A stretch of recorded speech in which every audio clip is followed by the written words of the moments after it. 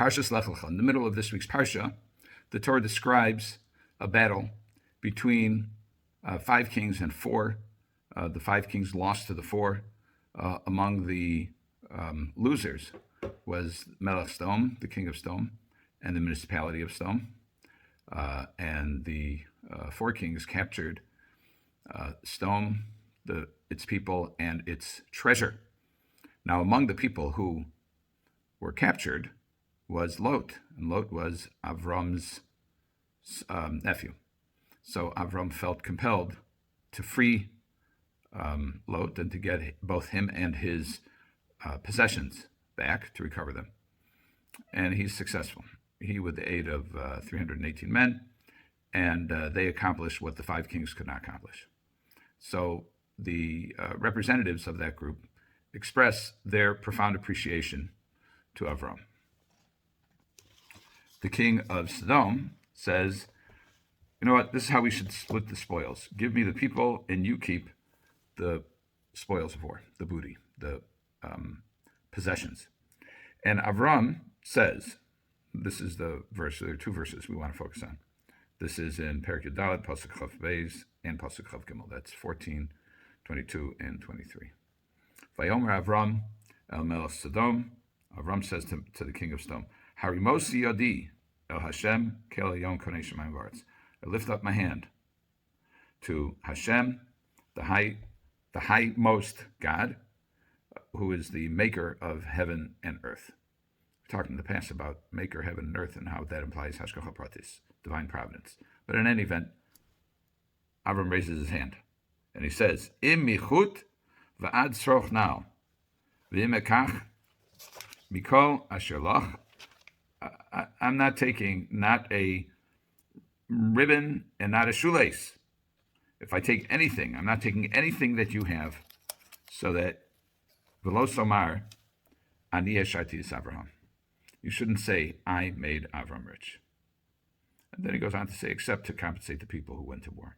In other words, not to aggrandize himself, not to gather riches, but simply as compensation for the people who went to war. They should get paid, and otherwise he doesn't want any part of it. So it appears Avram is saying that no one should say that the king of Sedom made Avram rich. Now, this is quite perplexing. It's perplexing for 2 reasons. And number 1 is the concept, and number 2 is the expression. First of all, as far as the concept goes, we see earlier in this week's Parsha, in Perek Yud Beis, Pasuk Tes Zayin, in 12:16, after the episode of Paro and Sarai, where Paro assumes, he's led to believe, that Sarai is available, who was actually Eshes Avram. Sarai was Avram's wife, and she's quite beautiful. And the king decides to take her for his own, and he gives Avram tremendous possessions. It says, Ulavram hetiv ba'avura, and to Avram he was good. He did good to Avram in her merit, or for her. Vahilot tzon uvakor v'chamorim v'avadim v'shvachos v'asonim v'malim. Avram got from Paro cattle, sheep, cows, donkeys, servants, maidservants. Asonos is also a type of donkey, and gemalim, and camels, just lots and lots of things. And Avram became quite wealthy as a result of this. So first of all, why is it that here Avram is reluctant, refuses to accept anything, because he says, let no one say that you enriched me, whereas he was perfectly willing to be enriched by Paro earlier in the Parsha? That's question number 1. And there's a second question, which is the manner of expression that Avram uses. He says, I'm not going to take anything from you. What's anything? Usually it's extremes, right? But here he says, imichut vad sochnal, from a ribbon to a shoelace. What kind of depiction of extremes is that? It seems to be a very narrow case. You might say from one end of the earth to the other, from a clump of dirt to a sophisticated machine some kind of notion of expressing a totality of options. And this seems to be some narrow aspect of spoils of war. Ribbon, shoelace. What's the meaning? So let's take the second question first, which is what's the meaning of these standards of inclusion or exclusion from what Avram won't take. So some say a ribbon is something you tie on your head, and srochnal is something that you tie on your feet. So it's an illusion from top to bottom. That could connote some kind of fullness or spectrum of possibilities. It's still a little bit counterintuitive, but that could be an explanation. Now, the Malbim takes a different approach and even translates this verse somewhat differently.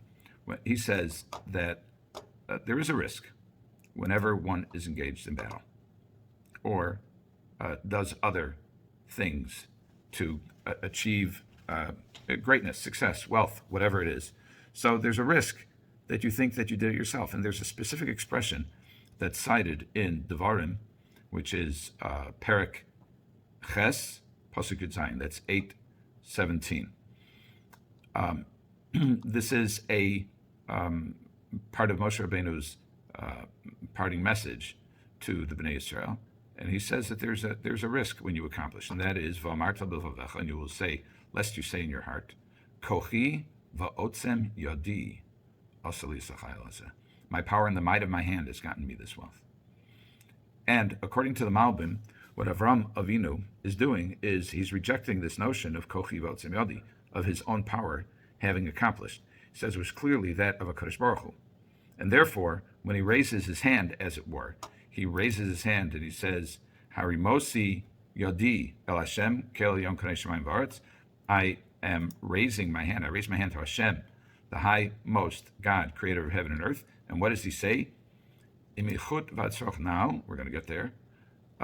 From a thread or a ribbon to a shoelace, I will not take anything that is yours, lest you say, is what we said before, Tomar, V'lo Somar.